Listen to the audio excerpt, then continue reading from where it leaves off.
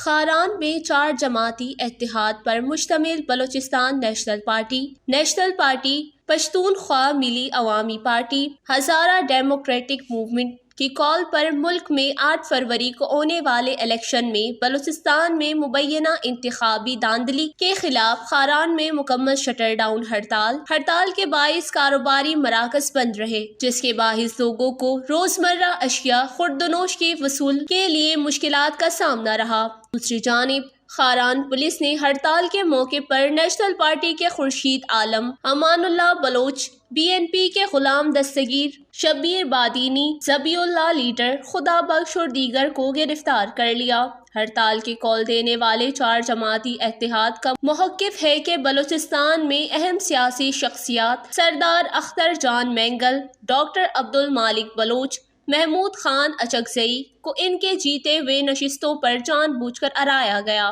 کوئٹہ کے سریاب ہزارہ ایریا پشتون علاقوں کے نتائج کو تبدیل کر لیا گیا۔ وش نیوز، کاران، بلوچستان۔